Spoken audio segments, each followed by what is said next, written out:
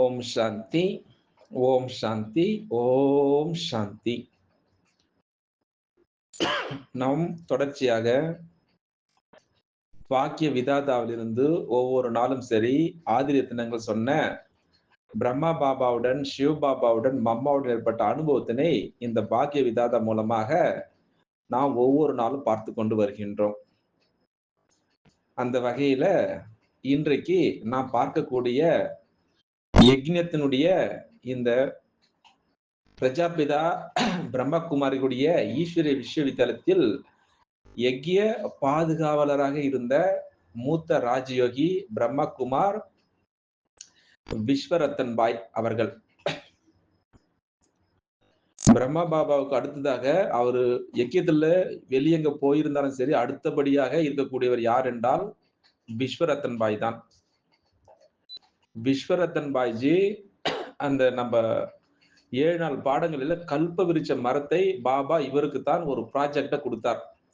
இந்த கல்ப விருட்ச ஆதி சனாதன தேவி தேவதையர் எங்க இருப்பாங்க, திரேதா யுகத்துல வரக்கூடிய ஆத்மாக்கள் எங்க இருப்பாங்க, பிறகு கிளையில் வரக்கூடியவர்கள் யார் யார் வருவார்கள் அப்படின்னு வரிசையாக அழகாக அதை எல்லோருக்கும் புரியும்படியாக கல்ப விருட்ச மரத்தை உருவாக்கியவர் யார் என்றால் விஸ்வரத்தன் பாய்ஜி தான். இவர் 18 மார்ச் 1918ஆம் ஆண்டு ஒரு ஏழைக்கு மகனாக பிறந்தார். எங்க சிந்து மாகாணத்தில். இப்போ பாகிஸ்தான் இந்தியா இரண்டும் பிரிவு ஆகியிருக்கிறது.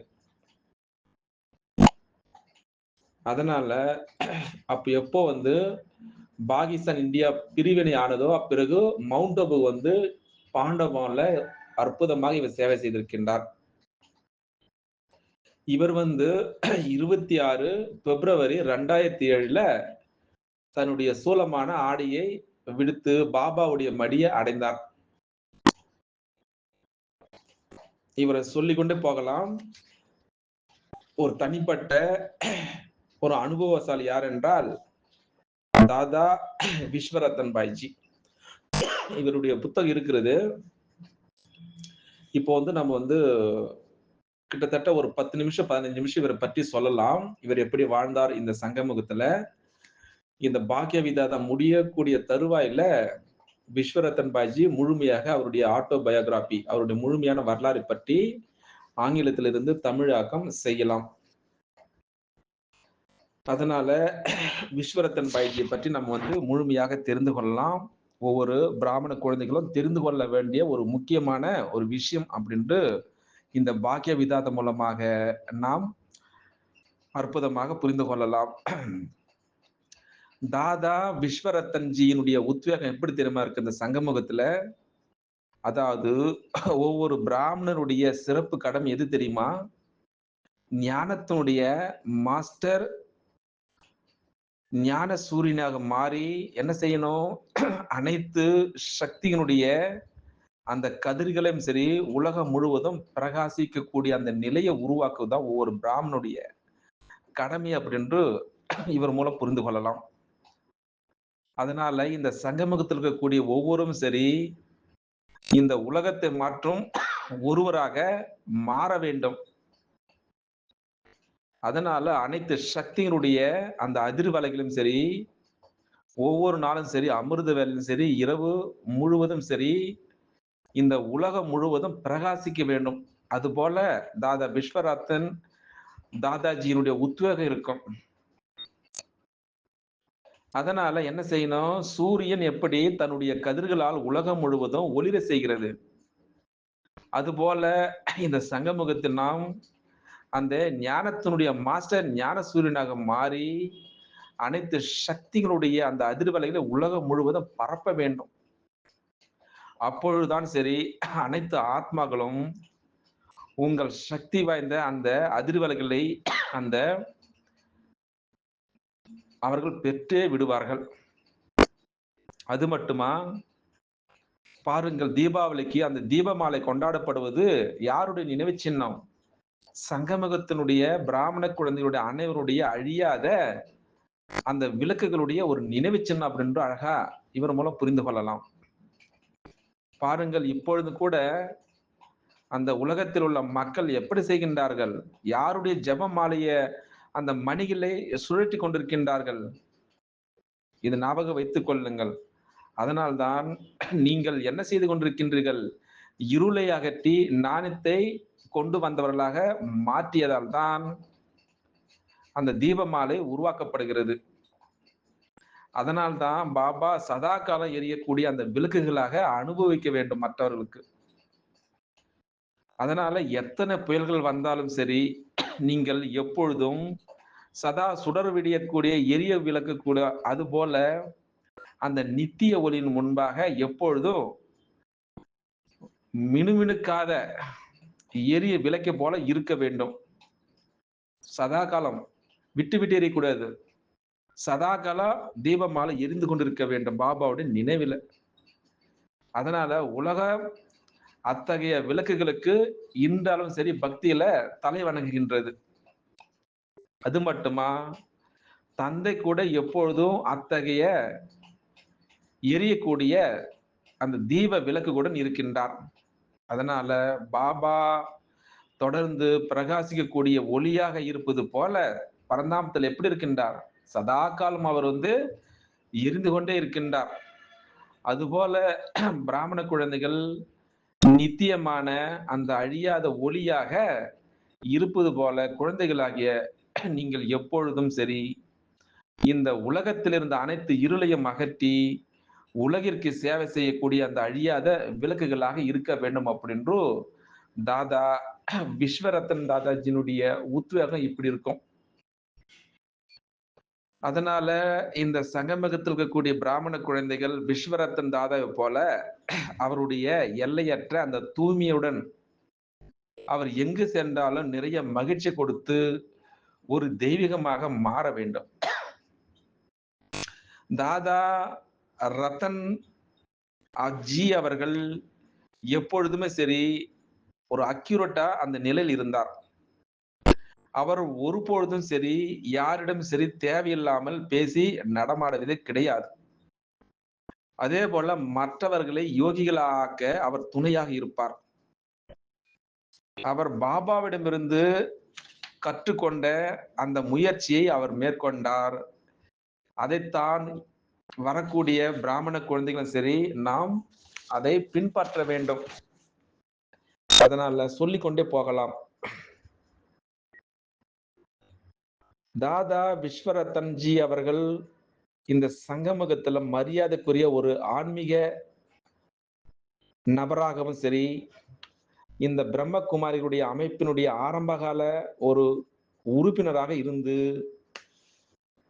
அவர் எல்லோருக்கும் உலக நன்மைக்காக சேவை செய்திருக்கின்றார்.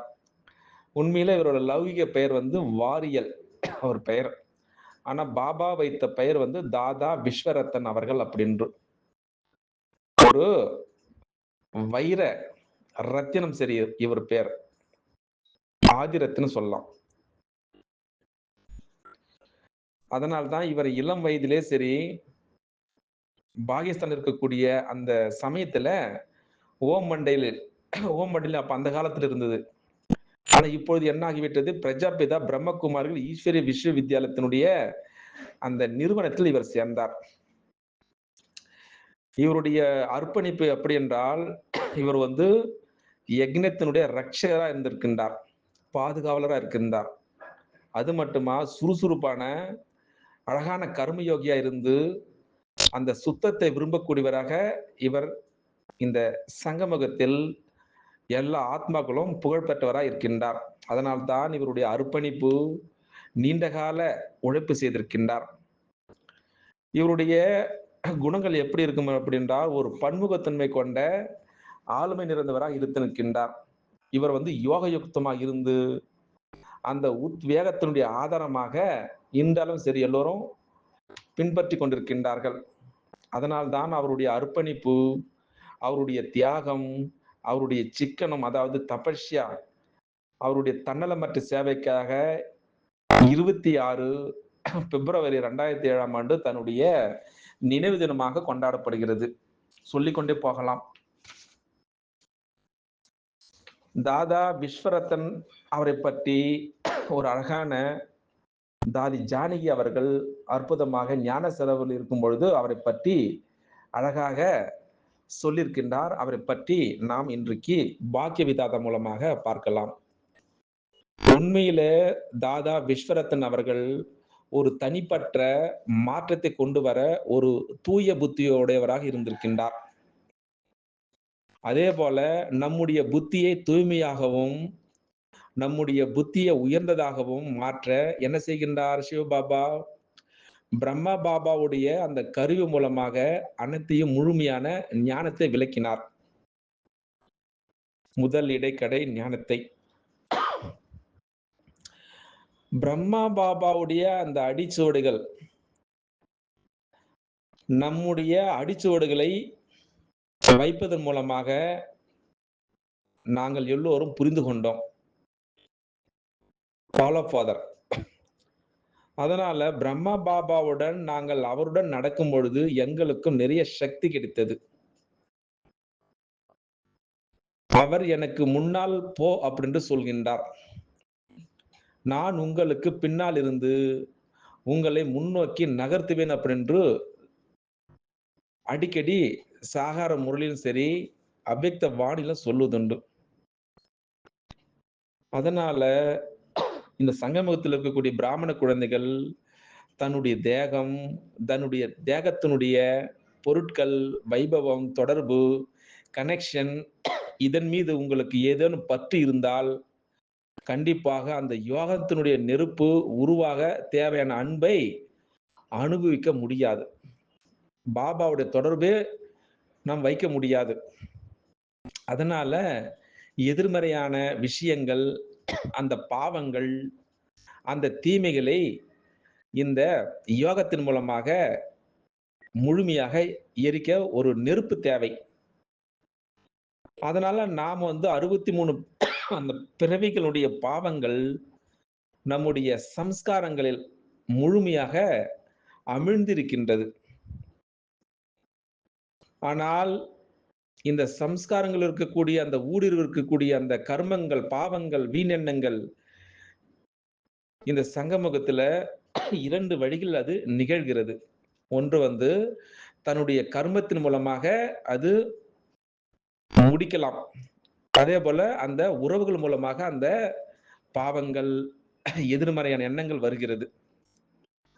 அதனால நம்முடைய இதயம் சரி, நம்முடைய புத்தியிலிருந்து வரக்கூடிய அந்த பரம ஆத்மாவுடன நம்முடைய உறவு தான் அந்த பாவங்களை அழிக்கிறது அப்படின்னு அழகாக நாம் புரிந்து கொண்டிருக்கின்றோம். அதனால பிராமணர்கள் தங்கள் உடலை விட்டு செல்வதால் இறப்பது கிடையாது. ஆத்மா அழியாது, உடல் அழியக்கூடியது. அதனால நாம் உயிருடன் இறக்கின்றோம். மர்ஜீவ வாழ்க்கை. பாருங்கள், சிந்துவில் எப்படி இறக்க வேண்டும் அப்படின்னு தெரிந்தவர்கள் கடவுளை போன்றவர்கள் என்று கூறக்கூடிய ஒரு பாடல் நாங்கள் இசைத்திருக்கின்றோம் அந்த காலத்தில்.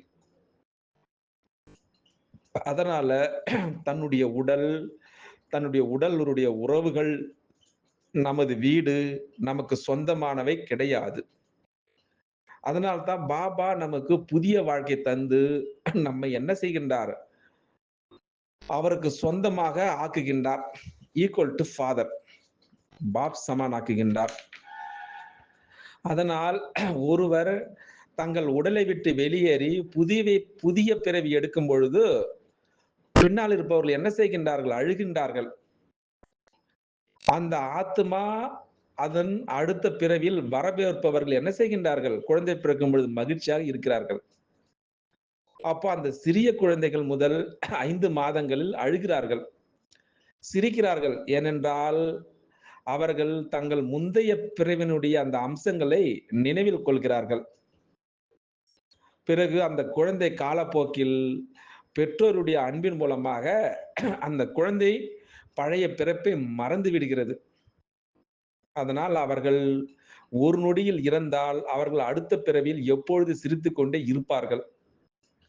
இதனால் அந்த பழைய விஷயங்கள் வருவதால் அழுகிறது அப்படி என்று தாதி ஜானகிஜி இந்த பாக்கிய விதாத மூலமாக நாம் புரிந்து கொள்கின்றோம். அதனால பிராமணர்களாகிய நாம் இந்த ஆன்மீக வழியில் பிறக்கின்றோம்.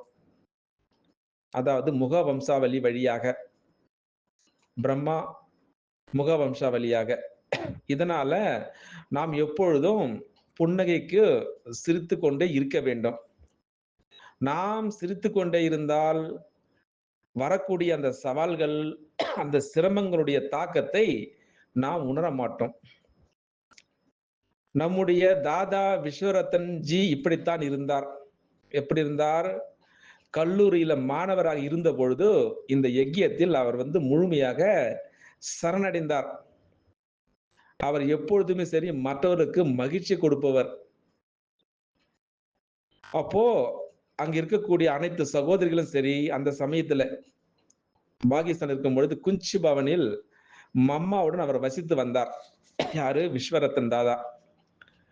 பாபா தாதா விஸ்வரத்தனையும் சரி அங்கேயே தங்க அனுமதித்தார். காரணம், தாதா விஸ்வரத்தன் அவருடைய திருஷ்டி, அதாவது அவருடைய பார்வை, அவருடைய அணுகுமுறை மிகவும் தூய்மையானதாக இருந்தது. அதனால தாதா விஸ்வரத்தன் அவருடைய திருஷ்டி, அவருடைய அணுகுமுறையில் அவருக்கு அந்த தேக உணர்வே கிடையாது. அதாவது உடல் உணர்வே இல்லை. அதனால அவர் எப்பொழுதும் யோக யுக்தியுடன் இருந்தார். அதனால அவர் அடிக்கடி இரவு முழுவதும் விழித்திருந்து தியானம் செய்தார். பாபாவை நினைவு செய்தார். அவர் தூக்கத்தை பற்றி சிந்திக்க கூட கிடையாது. அப்படின்று தாதி ஜானகிஜி இன்றைய நாளில பாக்கிய விதாத மூலமாக நம்மிடம் அவரை பற்றி முழுமையாக சொல்லிக் கொண்டு வருகின்றார். பிறகு பாபாவுடைய வழிகாட்டுதலின்படி நாம் எல்லோரும் கேள்விப்பட்டிருப்போம். கல்ப மரத்தினுடைய அந்த படத்தை வரைந்தவர் இவர்தான். யாரு? தாதா விஸ்வரத்தன் அவர்கள். அந்த எப்படி அந்த தண்டுகள் யார் யார் இருப்பாங்க? தேவி தேவதா தர்மத்தை சார்ந்தவர் இருப்பார்கள், திரேதாயுகத்தை சார்ந்தவர் இருப்பார்கள். அதற்கு மேல விரிவடைந்து செல்லும் மரக்கிளைகள். அவர்கள் அந்த மதத்தை சார்ந்தவர்கள் எல்லோரும் வருவார்கள். அந்த இலைகளுக்கு வண்ணம் தீட்டி இரவு முழுவதும் தாதா விஸ்வரத்தனுடன் வேலை செய்து அவரைப் போலவே யோகிகள் ஆக்கி அவருடைய நல்ல நாங்கள் துணையை பெற்றிருக்கின்றோம் அப்படின்னு சொல்லிக் கொண்டு வருகிறார் தாதி ஜானகிஜி அவர்கள். அப்போ மவுண்ட் அபில் அந்த யஜ்யத்தில் எல்லா வகையான சேவைகளும் தாதா விஸ்வரத்தன் அவர்கள் செய்து இருந்தார். ரொட்டி சுடுவார். அதே போல டாக்டராக இருந்து எல்லா ஆத்மாக்களுக்கும் ஊசி போட கூட கற்றுக்கொண்டு அந்த மருத்துவமனையில் உதவி செய்வார். அதனால் அவருடைய கைகள் எப்பொழுதும் மிகவும் சுத்தமாக இருக்கும். தாதா விஸ்வரத்தன் அவர்கள் அதிகாலையில 2 to 3 மணிக்கு எழுந்து எல்லோருக்கும் அந்த சமயத்துல குமார்கள் குளிப்பதற்கு வெந்நீர் தயார் செய்வர் இவர்தான். அந்த நாட்களில் எங்களுக்கு குழாய்கள் இல்லை குளிப்பதற்கு. அதனால தண்ணீர் ஒரு பெரிய கலசத்தில் இருந்தது. பெரிய பாய்லர்ல. அவருக்கு மிகவும் நல்ல கையெழுத்து இருந்தது. அதாவது பாபா சொல்லக்கூடிய அந்த முரளிகளை துல்லியமாக எழுதுவார். அதே போல தாதா விஸ்வரத்தன் அவர்கள் உணவு சாப்பிடும் பொழுது அவர் அமைதியாக இருந்து பாபாவுடைய நினைவாக அவர் மூலமாக சாப்பிடுவார். சாப்பிடுவதற்கு எந்த ஒரு குறிப்பிட்ட உணவையும் அவர் ஒருபொழுது எங்களிடம் கேட்டதே கிடையாது. அவ்வளவு மகானாத்மா இருந்தார். தாதா விஸ்வரத்தன் அவருடைய யோகா மிகவும் அக்யூரேட்டாக இருக்கும். அதனால அவர் யாரையும் அவமதித்து கிடையாது. அதே போல யாருடைய வீண் எண்ணங்களுக்கு காரணமாக அமைந்ததே கிடையாது. அவருடைய தங்கக்கூடிய அறையிலும் சரி, ஆபீஸிலும் சரி, எல்லாம் சரி அனைத்து மிகவும் சுத்தமாகவும் நேர்த்தியாக இருந்தது. அதனால்தான் தாதா விஸ்வரத்தன் அவர்கள் ஒரு மிக சிறந்த ஆங்கிலத்தை கற்று ஆங்கிலத்திலே அவர் வகுப்புகளை நடத்துவார். யாருக்கு? வெளிநாட்டில் இருக்கக்கூடிய டபுள் ஃபாரினர்ஸ் வெளிநாட்டு அவர்களுக்கு. தாதா விஸ்வரத்தன் அவரால் செய்ய முடியாத அந்த யக்கிய சேவை எதுவுமே கிடையாது. ஆல்ரவுண்டர் சொல்லலாம். அதனால் பிரம்ம பாபா இல்லாத பொழுது தாதா விஸ்வரத்தன் அவர்கள் எல்லாவற்றையும் கவனித்துக் கொண்டார். அந்த சமயத்துல எப்படி சகோதரர் நிர்வயர் அவர்கள், சகோதரர் ரமேஷ் அவர்கள் அந்த அக்கவுண்ட் அவர்கள் கடமையை தொடங்குவதற்கு முன்பாக இவர்தான் அந்த பொறுப்பை ஏற்று நடத்தியிருந்தார். அக்கவுண்ட் வரக்கூடிய மணி எல்லாத்தையும் சரி அவர்தான் கரெக்ட்டா சார்ட் எழுதி வைப்பார். இப்படியாக சுமார் 1 மாதத்திற்கு முன்பாக அவரால் கையெழுத்து முடியவில்லை. எப்போ? 26 பிப்ரவரி 2007 அதற்கு 1 மாதத்திற்கு முன்பாடி. அவரால் கையெழுத்து விட முடியவில்லை. அதனால் தன்னுடைய கட்டை விரல் ரேகையை பதித்தார். அதனால பாண்டவ பவனில அவர் பாபாவுடைய அலுவலகத்தில் தான் இருந்தார். அதனால் தினமும் காலையில பாபாவுடைய கடிதங்களை எழுதி உறைகளில் போட்டு, அந்த உறைகளின் மீது முகவரியிட்டு, அதன் மீது முத்திரை குத்தி, பிறகு என்ன செய்வார் தெரியுமா? காலை கரெக்ட்டாக 10:30 மணிக்கு சைக்கிளில் அந்த தபால் நிலையத்திற்கு எடுத்து செல்வார். இவருடைய கடமையாக இருந்தது. அவர் மிகவும் புத்திசாலியாகவும், நேர்மையாக இருந்தார். யாரு? தாதா விஸ்வரத்தன் அவர்கள். கடைசியாக தாதா விஸ்வரத்தன் அவர் மருத்துவமனைக்கு கூப்பிட்டு கொண்டு போகும்பொழுது உடலில சரீரத்தை விட்டார். ஆத்ம பறந்து விட்டது. அப்பொழுது அவருடைய லௌகிக சகோதரர் அவர்கள் மிகுந்த அன்பும் மரியாதை வைத்து அவர் மதுபனுக்கு ஏற்கனவே வந்திருந்தார். அதனால அவருடைய வாழ்க்கையிலிருந்து நாம் பல விஷயங்களை கற்றுக்கொள்ள முடிந்தது இந்த பாக்கிய விதாதம் மூலமாக. அவற்றில் ஒன்று என்ன தெரியுமா? நீண்ட காலத்திற்கு அதாவது பகுத்கால அந்த சுயத்தின் மீது கவனம் செலுத்துவதுதான். அதன் மூலம் தான் வெற்றி கிடைக்கும் என்பது இந்த பாக்கிய விதாதம் மூலமாக இவ்வளவு நேரமாக தாதா விஸ்வரத்தன் பற்றி தாதி ஜானகிஜி அவர்கள் அழகாக நம்மிடம் முழுமையாக அவரை பற்றி இந்த நாளில் நாம் நினைவு கூறலாம். எவ்வளவு அழகா இருக்கு. கரெக்டாக நாளைக்கு அவருக்கு நினைவு தினம் வருகிறது. எவ்வளவு அழகா இருக்கிறது இந்த காட்சிகள். உண்மையிலே நாம் எல்லோரும் பாக்கியசாலி ஆத்மாக்கள் தான். இது முழுமையாக ஒரு பெரிய புத்தகம் இருக்குது ஆங்கிலத்துல. இது இந்த பாக்கிய விதாதம் முடியக்கூடிய சமயத்துல முழுமையாக ஆங்கிலத்திலிருந்து தமிழாக்கம் செய்யப்படும். முழுமையாக எல்லாம் அழகா இருக்கும். கேட்க கேட்க ஒரு பெரிய சுவாரஸ்யமா இருக்கும். இவருடைய கதை கேட்கும் பொழுது. கதை கிடையாது, உண்மையான ஒரு வரலாற்று சின்னம் அப்படின்னு சொல்லலாம். பார்க்கலாம், காலம் அதற்கு பதில் சொல்லும். அச்சா. ஓம் சாந்தி, ஓம் சாந்தி, ஓம் சாந்தி, ஓம் சாந்தி, ஓம் சாந்தி, ஓம் சாந்தி. நாம் தொடர்ச்சியாக பாக்கிய விதாதாவிலிருந்து ஒவ்வொரு நாளும் சரி ஆதி ரத்தினங்கள் சொன்ன பிரம்மா பாபாவுடன், சிவ பாபாவுடன், மம்மாவுடன் ஏற்பட்ட அனுபவத்தினை இந்த பாக்கிய விதாதா மூலமாக நாம் ஒவ்வொரு நாளும் பார்த்து கொண்டு வருகின்றோம். அந்த வகையில இன்றைக்கு நாம் பார்க்கக்கூடிய யக்ஞத்தினுடைய இந்த பிரஜாபிதா பிரம்மகுமாரியுடைய ஈஸ்வரிய விஸ்வவித்யாலயத்தில் யக்ஞ பாதுகாவலராக இருந்த மூத்த ராஜயோகி பிரம்மகுமார் விஸ்வரத்தன் பாய் அவர்கள். பிரம்மா பாபாவுக்கு அடுத்ததாக அவரு யக்கியத்துல வெளியங்க போயிருந்தாலும் சரி, அடுத்தபடியாக இருக்கக்கூடியவர் யார் என்றால் விஸ்வரத்தன் பாய் தான். விஸ்வரத்தன் பாய்ஜி அந்த நம்ம 7 நாள் பாடங்களில கல்ப விருட்ச மரத்தை பாபா இவருக்கு தான் ஒரு ப்ராஜெக்ட கொடுத்தார். இந்த கல்ப விருட்ச ஆதி சனாதன தேவி எங்க இருப்பாங்க? திரேதா யுகத்துல வரக்கூடிய ஆத்மாக்கள் எங்க இருப்பாங்க?